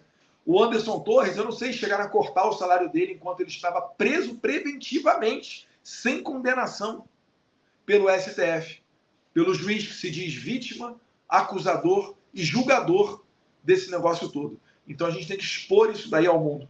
E a maneira que a gente tem para que evitar, finalizando de verdade agora, para evitar que esse sistema se perpetue, é, sim, tendo foros mais íntimos, tendo aulas e ensinamentos para que as pessoas tenham noção, para além da faculdade, para além da escola, de tudo isso aí que a gente está falando. E para quem diz, Eduardo, mas vocês estão cobrando, deveria ser de graça. Meus caros, você acha que eu vou no CIPEC nos Estados Unidos? De que maneira? Como é que eu consigo ter esse contato para apresentar o Brasil para o Donald Trump? Como é que eu consigo ter esse contato para depois ter a proximidade com Javier Milei, para levar o Bolsonaro na posse do Milei e conseguir levar para ele a realidade do Brasil? Eu estou correndo atrás de fazer a minha parte. Então, se você entende que isso daí é algo que vale a pena você lutar, tamo junto, açãoconservadora.com.br. Perfeito. E a gente tem visto, né, Gustavo, passando para o Gustavo agora, depois do deputado Rodrigo, que a esquerda, ela se articulou de uma forma que ela tá nos lugares que a gente muitas vezes nem percebe, mais sutis, né, e sorrateiros. Às vezes no desenho das crianças tem uma mensagem subliminar, às vezes na música, a gente está ouvindo aquela música, tem uma batida legal, a gente não percebe, mas ali no meio está sendo passada a mensagem da esquerda, né? Como que nós, conservadores, Gustavo, as pessoas comuns do dia a dia, podem enfrentar algo tão articulado, tão organizado assim? Perfeito, Maurício. Isso é importante tu ressaltar, porque isso passa muito, como eu falei no início, pela participação de cada um, sobretudo para quem é pai, tem que se envolver, tem que estar atento ao que o seu filho está consumindo. Porque, como tu bem disse, e a gente tem hoje esse ativismo woke muito forte. O que eles fazem? Por que a criança é o principal alvo desse movimento? Porque é ali que eles vão formar o caráter e o imaginário daquele ser. Então eles vão lá e tentam, e eles não botam isso de forma escancarada. Às vezes até é muito escancarado, né? E aí chama mais atenção. Mas às vezes é uma mensagenzinha subliminar, digamos assim, uma frase colocada aquilo, é tentar normalizar o que não é normal, para a criança ir se acostumando com aquilo. E aí, quando ela chega já na sua fase adolescente, fazendo aquilo para ela já é o normal. Então, é muito importante a gente ficar em cima, ficar olhando e orientando. É claro que a gente não vai botar nossos filhos numa bolha, né, e eles não vão ter acesso a mais nada, não, mas é preciso orientar. Dá trabalho, não é fácil, mas a gente não pode querer mudar o mundo, mudar o país, se a gente não cuida nem da nossa casa. Então, primeira coisa, a gente tem que proteger os nossos filhos, porque é o núcleo principal, digamos assim, a estrutura mais importante da sociedade é a família. Parece clichê falar isso, a gente fala isso o tempo inteiro, mas é porque é fundamental. Se a gente perder a família, a gente perde tudo. E é o alvo, né? E aí a gente fala de novo da escola de Frankfurt, a família sempre foi o alvo da esquerda, porque é onde se sustentam os pilares ainda da civilização. é a moral cristã, né, o império das leis, que é o direito humano, e o império do saber, o império da razão, que é a filosofia grega. Ou seja, esses 3 pilares são sempre atacados, por isso que eles atacam a educação. A gente vê esse ativismo judiciário absurdo que a gente vive no Brasil hoje, e a família sempre sendo atacada, a religião sendo atacada. Então a gente tem que blindar isso, orientando os nossos filhos, de preferência dando conteúdos de qualidade para que eles consumam. A gente falou lá no início, né, sobre a degradação cultural. Não é que a gente quer agora que as pessoas comecem a ir à ópera, ou ouvir Beethoven, até seria bom, mas a gente tem uma cultura riquíssima no Brasil, uma cultura regional riquíssima no Brasil, uma cultura genuína do Brasil profundo. Essa é a cultura que tem que ser resgatada. E aí, pegando um gancho também que tu colocaste na questão da Rouanet, durante o governo do presidente Bolsonaro, o secretário Marfias moralizou a lei Rouanet. Hoje a gente sabe que ela está completamente desmoralizada de novo, ela virou, mais uma vez, uma maneira de, digamos assim, patrocinar amigos, né? Para quê? Porque não é só que os artistas vão ter acesso a esses recursos vão se transformar em narrativas da esquerda. Vamos lembrar, esse ano vão sair 4 filmes, e aí falando de educação de novo, 4 filmes homenageando Paulo Freire. São 2 minisséries, um documentário e um longa, que o Paulo Freire vai ser interpretado pelo Wagner Moura, que faz todos os papéis, né? É o cara que faz 1001 papéis. Por que eles querem isso? Porque eles querem resgatar a imagem do Paulo Freire como um grande herói da esquerda brasileira e mundial. Então eles querem colocar esse cara que a gente conseguiu desnudar um pouco, né, da verdadeira face desse cara, eles querem trazer de volta uma aura de heroísmo para ele. Vamos lembrar, o Paulo Freire, ele é responsável, ou seja, hoje a gente tem uma educação tão atrasada no Brasil em relação a outros países, se deve muito a essa educação freiriana, que, de novo, não está apenas no ensino público, ela está em todos os níveis, nas escolas particulares, nas universidades, inclusive chegou nos Estados Unidos. Tem universidades da Ivy League lá, que são as 5 principais universidades americanas, que prestam homenagem ao Paulo Freire.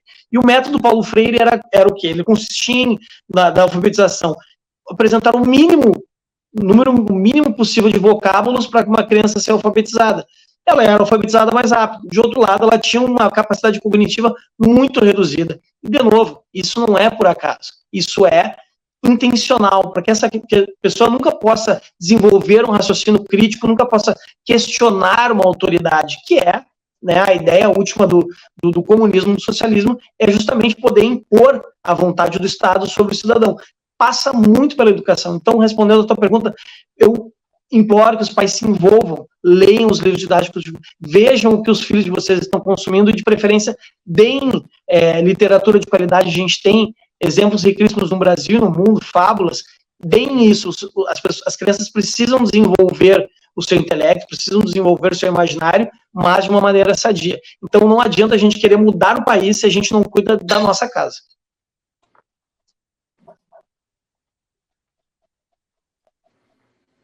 Maurício. Perfeito. Vocês estão me ouvindo? Não sei se eu não caí. Agora sim. Voltei. Tinha dado uma caída aqui. Cara, isso que o Gustavo falou, né? Eu acho que é fundamental e linka com aquilo que eu falei que o Olavo sempre batia, né? Que é a questão de, antes de você querer salvar o Brasil, arrume a sua cama. Né? Olhe para aquilo que está ao seu redor. E aí o Gustavo fala, né, da importância de os pais se atentarem, de participarem. Mas ainda tem um passo, né, Gustavo? Que é os pais se prepararem para isso. Eu só vou conseguir ajudar o meu filho se eu conseguir antes me ajudar, se eu conseguir entender esse processo e se eu tiver instrumentos para fazer isso. E aí, quando a gente cria ação conservadora, é pensando nisso. É dar instrumento para os pais, é dar instrumento para as pessoas no seu dia a dia conseguirem fazer esse trabalho que é fundamental. Então, quem ainda não se inscreveu, acesse açãoconservadora.com.br. E aí, passando para o deputado Rodrigo, a gente está aqui no Rio Grande do Sul, né, deputado? E eu vejo, assim, em pouco tempo, quanto mudou. O gaúcho, ele sempre teve orgulho da sua tradição, né? Da sua honra de ser gaúcho, de dizer que é gaúcho, dos seus valores, do hino. Sempre foi lindo ver os gaúchos cantando o hino. E eu vejo que isso cada vez está sendo mais perdido, né? E não é só... Até as pessoas mais velhas mesmo estão deixando isso de lado. Os pais, às vezes, a gente vê os pais estão preocupados em mudar o Brasil, pais conservadores que estão abandonando a importância da tradição gaúcha. Como é que o senhor tem visto isso aqui no Rio Grande do Sul? Isso nada mais é, né, Maurício, do que o avançar disso tudo que nós estamos falando, né? A esquerda adora e usa, né, a espiral do silêncio, querendo anular e rotular quem pensa diferente, né, com uma estratégia de deixar as pessoas com a sensação de estarem sozinhas defendendo algo que é nobre, é importante e que a maioria pensa, né? Mas eles têm tanta capacidade, né, de fazer isto que vão de alguma forma constrangendo, né, muitos de se manifestar, de cultivar a sua cultura, a sua história, e por isso que é tão importante, né, os eventos como Formação Conservadora, como o Fórum Brasil Pais e Filhos, que nós vamos fazer aqui no Rio Grande do Sul, que o Eduardo vai estar conosco, porque é momento de nós construirmos, né, a unidade da direita, né, mostrar que ninguém está sozinho, né, que nós temos um grupo e que nós precisamos avançar no combate a isso, né? Eu quero bater de novo nessa tecla, né? Precisamos todos entender que a classe política sozinha não vai conseguir mudar esse jogo. Cada um de nós tem que fazer a sua parte, né? O deputado Eduardo, com certeza, numa escala muito maior que eu, mas muitas vezes nós fizemos enfrentamentos políticos, denunciamos e muitas vezes nós recebemos críticas de apoiadores dizendo: tá, mas tu vai fazer o que além de denunciar? Pô, eu tô começando a fazer a minha parte, né? E tô dizendo isso não é com o objetivo de me eximir da minha responsabilidade. Nós estamos indo no nosso limite de atuação política, né? Mas agora, por exemplo, nós temos 55 deputados estaduais na Assembleia Legislativa. O governador Eduardo Leite, peço que a audiência extraordinária que o Eduardo tem no canal de todo o Brasil se atentem a esse sujeito que tem pretensão de ser presidente da República e é um tirano travestido de bom moço, né, que tem o politicamente correto que encanta, né, a grande mídia, mas observe o que está acontecendo no Rio Grande do Sul. Ele mais uma vez se alia ao Lula e obriga que aqui no Rio Grande do Sul as crianças apresentem a carteira de vacinação completa para a matrícula. Dos 55 deputados, apenas eu, até o momento, né, levantei a voz e estou travando, né, esta batalha aqui, denunciando isso. Né, e estou trazendo esse exemplo que alguns nas redes sociais procuram: bom, tá bem, denunciou e vai fazer o quê? É bom, eu estou fazendo. Né, estou fazendo meu papel de deputado, de fiscalizar o exercício do Poder Executivo, de denunciar as irregularidades. Mas e quem está cobrando já fez a sua parte como cidadão, né, já foi nas redes sociais do governo, já procurou o governo, já foi no Ministério Público, na Defensoria, enfim.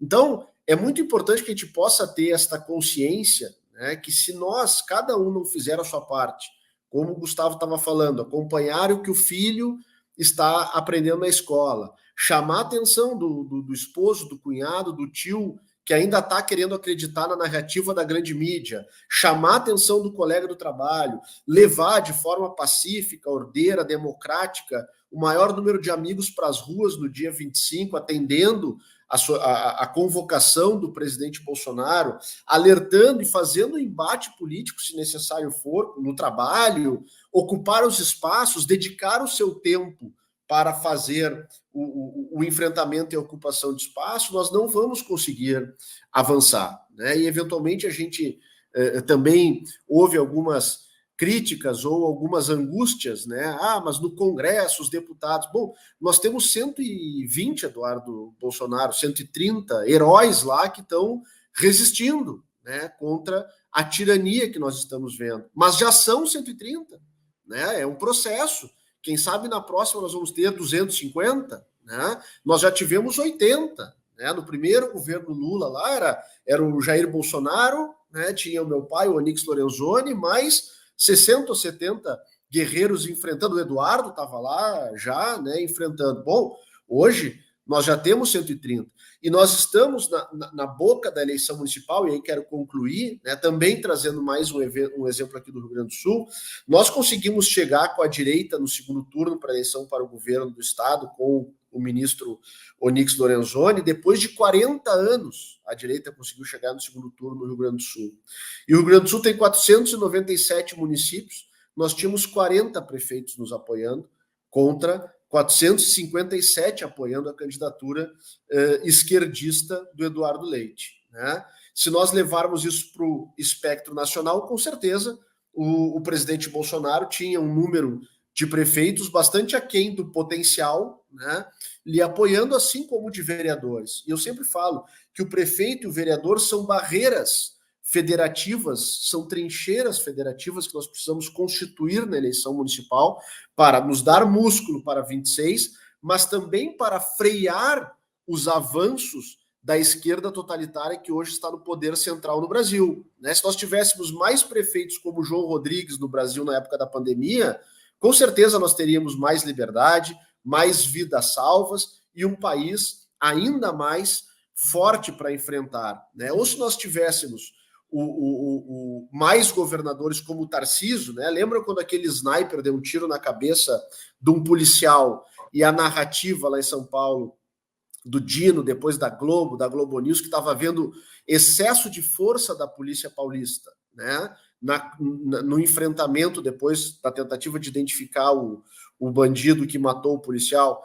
Se não fosse o Tarcísio, governador, que disse: lixe-se a opinião dessa gente, eu vou fazer o que é certo aqui, e avançasse e encontrasse o assassino, né, o criminoso, nós teríamos que, se fosse um governador meio morninho, como que nós temos aqui no Rio Grande do Sul, com certeza ele atenderia à pressão da mídia, daria um passo atrás, estancaria a ação policial, e o que aconteceria com isso? O crime organizado avançaria uma casa, a esquerda totalitária avançaria outras. Então, nós termos vereadores e prefeitos eleitos, além da musculatura importante para 26, já constituiremos travas federativas para tentar enfrentar os arroubos e os avanços da tirania que hoje impera no Brasil.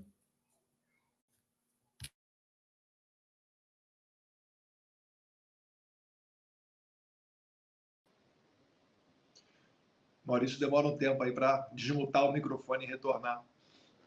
Mas, pessoal, tá me ouvindo aí, Maurício? Tá nada, ó, tá em outra tela já, ó. Não tá congelado. Congelou, Maurício. Mas, enfim, antes que vamos ver se o Maurício não retorne, pera que ele é acho que ele é o anfitrião ainda da sala. Vai entrar. Voltei. Estão me ouvindo aí? Aí que agora ficou... Aí. Bom, não peguei o finalzinho. Eu só queria dizer uma coisa. Não quero dizer nada, mas o chat está comigo. Tá todo mundo falando ali que ouve as aulas lavando louça. Então, todo mundo tá fechado comigo. As observações do deputado Rodrigo foram perfeitas. Eu acho que o Eduardo Leite, ele é um exemplo disso, né? De tudo que nós estamos vendo acontecer em vários lugares. E agora, no final, o deputado Rodrigo falou, né, sobre a importância das eleições para vereadores e para prefeitos, pensando, inclusive, em 26. Deputado Eduardo falou esses dias, né? A eleição de 26, ela passa pelas eleições de 24. Inclusive, então, na ação conservadora, para quem quer ser candidato... Desculpa, eu atribuo a perseguição que os conservadores estão vivendo agora, né? Bolsonaro não pode falar com Valdemar, advogados não podem falar entre si. Essas decisões inéditas aí, né, que vêm sempre da mesma pessoa, isso é para matar 24, para não permitir que tenhamos base em 26, porque todo mundo sabe que em 26 serão renovados 2/3 do Senado Federal. E o Senado Federal é a casa que tem o poder de parar as arbitrariedades do STF. Desculpa abrir esse parênteses aqui, Maurício, mas faz sentido você falar o que está por trás de se atacar a oposição e querer aniquilar a oposição.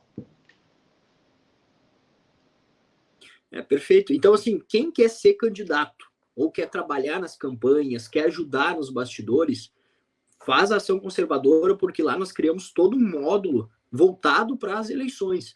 Então, o Carlos vai dar todo um treinamento de redes sociais para quem quer ter sucesso na sua campanha nas redes sociais. O Eduardo, para quem quer ter sucesso nas campanhas físicas, quais são as estratégias que eles utilizam, e toda a experiência que eles têm com o Jair Bolsonaro, com o pai deles, porque desde o moleque, o Eduardo, o Carlos estão lá, ajudando o Jair Bolsonaro a fazer as campanhas desde quando o Jair era vereador, né? O Bolsonaro, ele não começou como presidente, ele começou como vereador. Então, você pode ser um Bolsonaro na sua cidade, começando como vereador também. E aí, na ação conservadora, vai ter todo esse treinamento. Nós vamos ter também a parte de processo eleitoral, toda a questão jurídica de como organizar suas contas de campanha, sua campanha, enfim. você vai conseguir sair ali da ação conservadora com todo um treinamento que vai te capacitar para ter sucesso nessas eleições. Nós entendemos a importância de eleger os vereadores e os prefeitos nesse ano, pensando lá em 26 e pensando em acabar com toda essa perseguição que nós sofremos. Então, deputado Eduardo, Rodrigo e Gustavo, eu vou passar para vocês para a gente finalizar, fazer umas breves considerações e aí eu quero rodar um vídeo para o pessoal. Eduardo. Perfeito. Eu tenho que desmutar aqui, leva alguns segundos. Pessoal, agradecer a presença de todos vocês. A gente falou aqui de vários assuntos que são temas que a vida de todo mundo passa por ali. A gente vai esmiuçar cada um deles ali também na ação conservadora. O Maurício falou bem, vai ficar disponível a formação essencial em política, que é muita aula, gente. Só essa formação essencial em política com a Campanholo, Damares, Nicolas Ferreira, né, Rogério Greco, Rafael Correia, enfim, Rafael Nogueira, várias outras pessoas, isso daí já valeria a pena. E, além disso, pela primeira vez, o Carlos Bolsonaro também encabeçando um projeto para falar um pouco das redes sociais. Então, eu faço votos de que, ainda que você não venha a se tornar um membro, mas acesse aí para dar uma olhada, tá? É um trabalho que a gente está fazendo no nosso tempo livre. Para quem acompanha nos stories no Instagram, está vendo que esses dias, mesmo durante o carnaval, a gente está gravando no final de semana. As aulas vão ficar disponíveis agora para vocês, tá?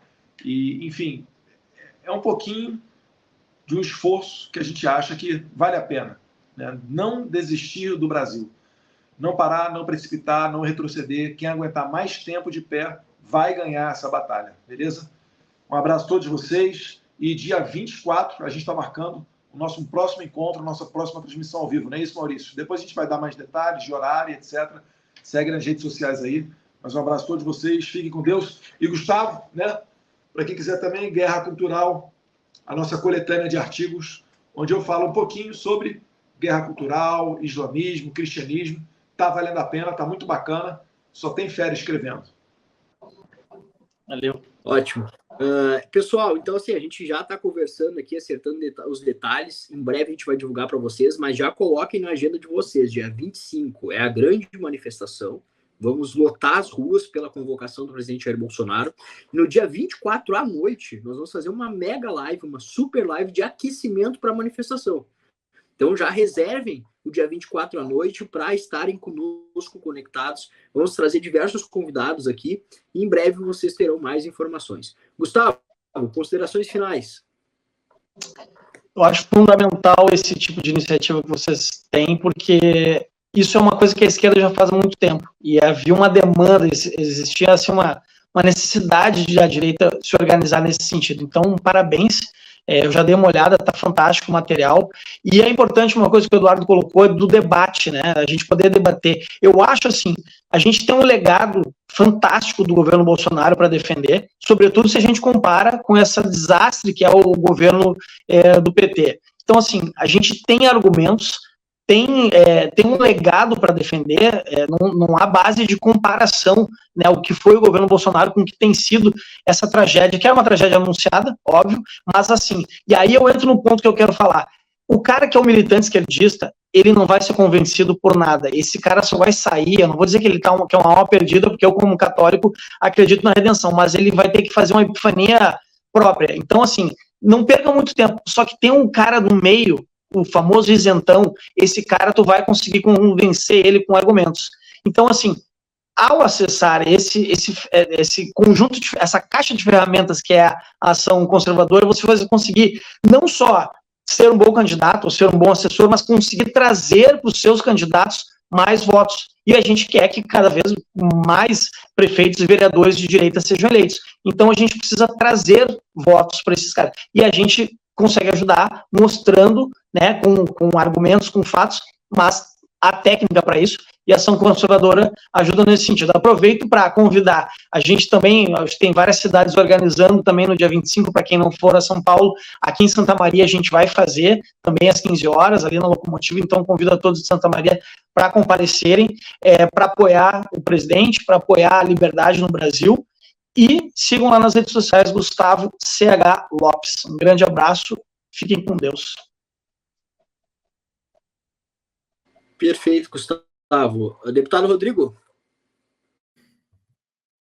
Maurício, eu queria agradecer a oportunidade aqui de estar trocando essa ideia com vocês. A gente sempre reflete, aprende, né? Agradecer a toda a audiência aqui, também convidar aqueles que quiserem acompanhar o nosso trabalho no @Rodrigo Lorenzoni. A gente vem contando um pouquinho do que está acontecendo aqui no Rio Grande do Sul, né?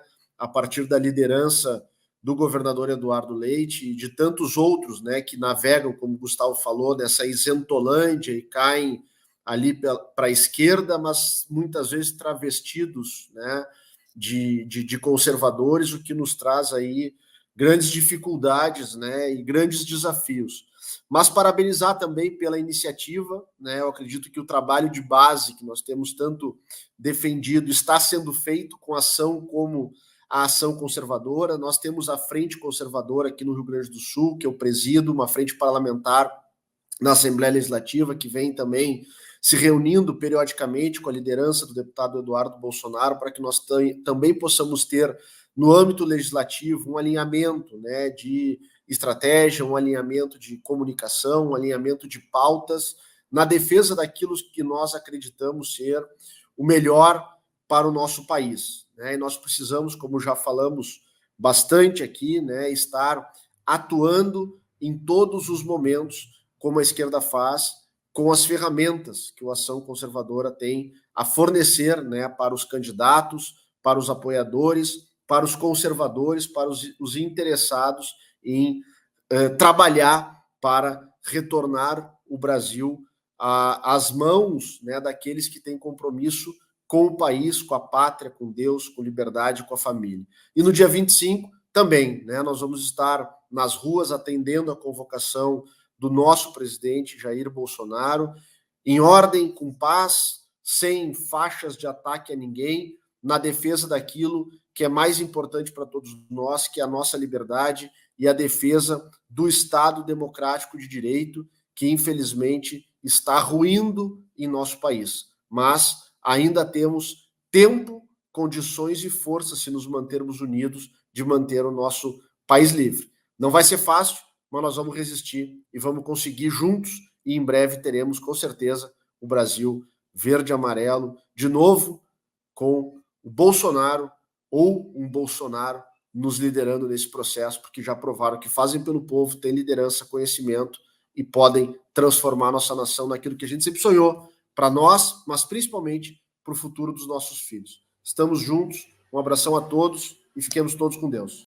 Aqui, sentado na cadeira de Pacheco, presidente, ele estava sentado aí, quando ele cuspiu na Constituição, rasgou a Constituição e deu direitos políticos a Dilma, que é a Constituição que a cassou por crime de responsabilidade fiscal.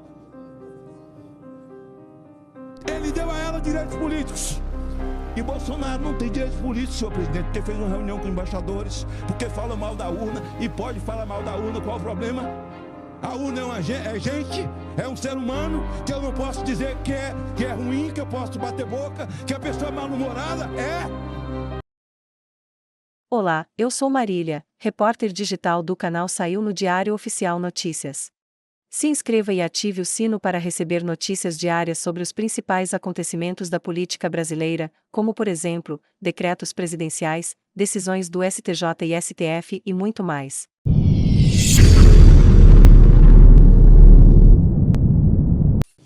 Senhores senadores, o público que nos ouve, bom seria de fato que o proponente aqui estivesse. As questões técnicas colocadas pelo senador Hamilton Mourão, certamente ele fala do assunto e fala daquilo que lhe é próprio por conhecimento, como falaria também o nosso senador astronauta, que é oriundo da caserna. Não sei se temos mais alguém aqui oriundo da caserna.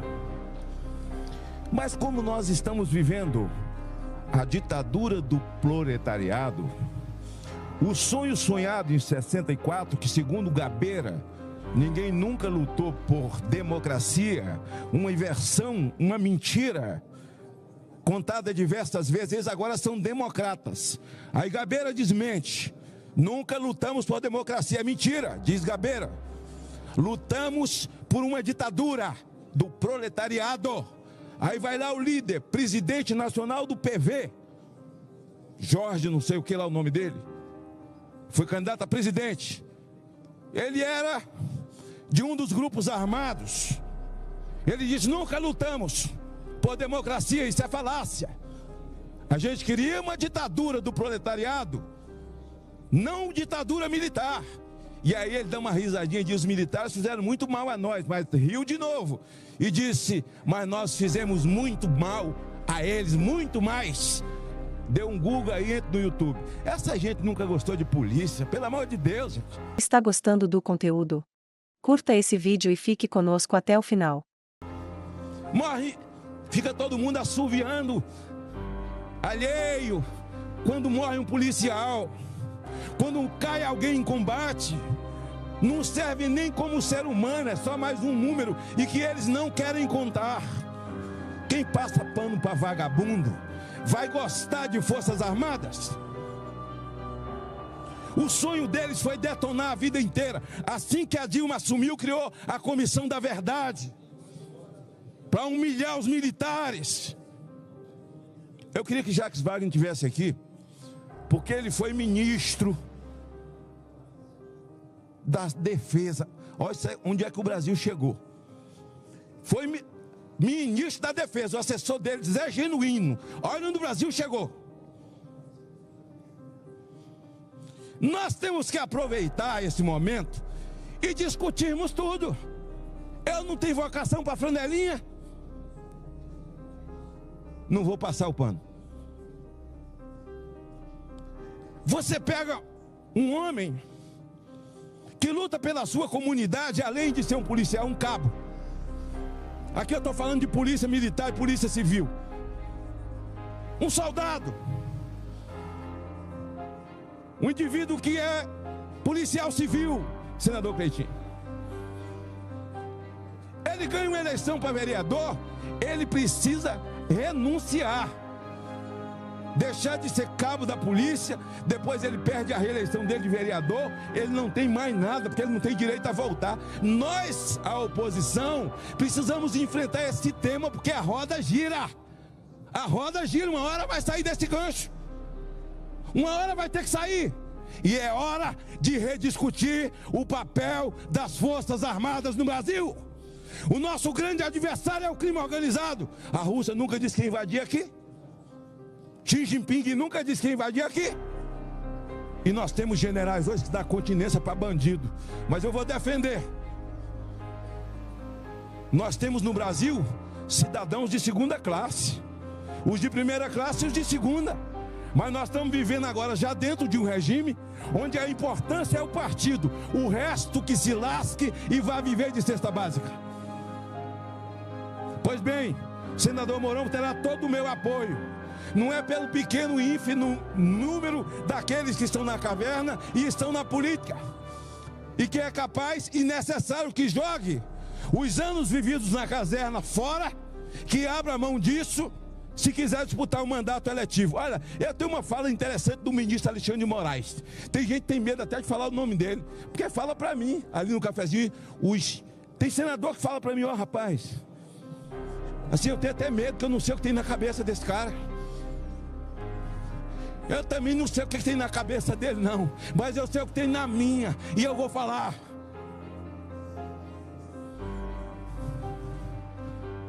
Essa roda vai girar. Ele disse na CCJ, quando foi sabatinado, e eu gostaria tanto de ser aparteado por senadores que estavam na sabatina dele e que ainda permanecem aqui, para dizer se eu estou mentindo, eu estou falando a verdade, ou se quem mentiu foi Alexandre de Moraes. Estou vendo pelo menos 3 aqui.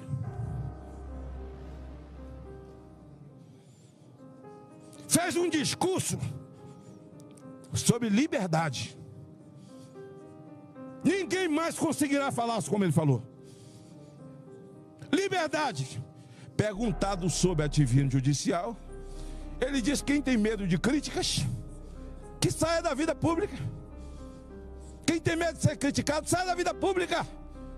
E Rosa Weber completou dizendo: um homem que quer discursar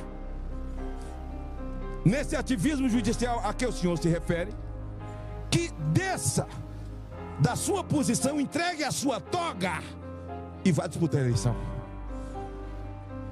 Mas o cara hoje entrega a toga e no momento seguinte vira assessor da JBF. O grande Lewandowski, essa figura impoluta. Eita! Agora o Brasil vai enfrentar o crime organizado, porque esse aqui sentado na cadeira de Pacheco, presidente, ele estava sentado aí quando ele cuspiu na Constituição, rasgou a Constituição e deu direitos políticos a Dilma, que é a Constituição que a cassou por crime de responsabilidade fiscal. Ele deu a ela direitos políticos. E Bolsonaro não tem direitos políticos, senhor presidente, porque fez uma reunião com embaixadores, porque fala mal da urna, e pode falar mal da urna. Qual o problema? A urna é gente, é um ser humano, que eu não posso dizer que é ruim, que eu posso bater boca, que a pessoa é mal-humorada. Tem que falar mal mesmo. Mas esse aí não tem direitos. O terraplanista não, o genocida não. Agora eu quero saber quem é o genocida da dengue agora. Já apareceu o genocida da dengue? Porque o Brasil tem milhares de pessoas morrendo de dengue. Cadê a vacina? Genocidas, cadê? E tem uma coisa: as vacinas, poliomielite, febre amarela, todas essas vacinas que temos que tomar, um grupo de vacinas que tem no Brasil para as crianças que são verdadeiras. Nós não somos contra a vacina não, viu gente? Brasil, nós não somos contra a vacina. Nós somos contra a vacina do Covid. Do Covid para criança, senador Jaime. Senadora de 0 a 5 anos tomar essa peste. De 5 a 10 anos tomar essa peste. Por que esse povo não lê essa desgrama dessa bula? E aí é o seguinte, Mourão, eu espero que a oposição toda esteja unida com você, porque nós sabemos o seguinte, que isso tudo é cumprimento de promessa de campanha. Botarei os militares no seu devido lugar. Não tenha dúvida que isso é parte do discurso. A perseguição religiosa.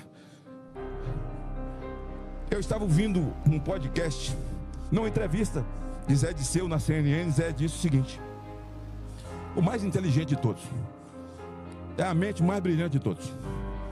Ali não tem ninguém, pode juntar 10 e não compara a ele.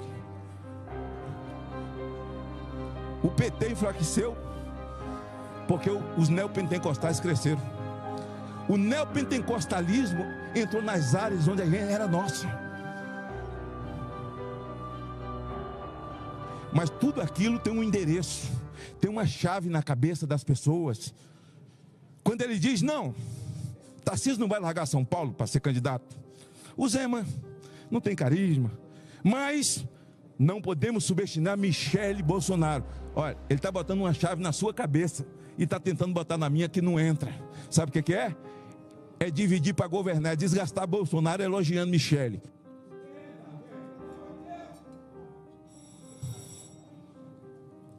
Senhor presidente, quem não gosta dessas coisas, do cara ser militar, perder o mandato e voltar para a patente dele, Mourão, são as mesmas pessoas que explodiram o teto de gasto e romperam com todas as regras para botar Mercadante presidente do BNDES. São as mesmas pessoas que não abriram a boca, senhor presidente. O Jorge Viana, a quem eu ajudei muito, quando perseguido pela família Pascoal, senhor presidente, ele vivia escondido para não morrer. E a pedido de Tião Viana, irmão dele, e de Marina Silva, eu passei 7 dias no Acre. O Petecão era o presidente da Assembleia Legislativa. O tribunal do júri lá, o fórum, o juiz não quis receber a CPI com medo. Ele recebeu. E aquilo ali foi a libertação do Acre. Senador Magnotta, para concluir. Já. Deu 5 minutos já? Na verdade, deu 10 mais 2, então Foi? 12 minutos. Como nós estamos na discussão da matéria, nós vamos concluir. É porque eu não prestei atenção no relógio, porque você sabe que eu sou meio bem rápido. O Jorge Viana, presidente da Apex, precisava ter um curso de direito. Ele mesmo mudou o regimento interno e continuou no lugar. Essa gente gosta de coisa tudo certinha. Por isso, Mourão, que eles vão votar contra você. Mas você terá o nosso apoio. Obrigado, senhor presidente. Que bom que você ficou aqui até o final. Nossos vídeos vão ao ar de segunda a sexta às 19 horas. Compartilhe esse vídeo para que mais pessoas saibam o que está acontecendo em nosso país. Vejo você no próximo vídeo.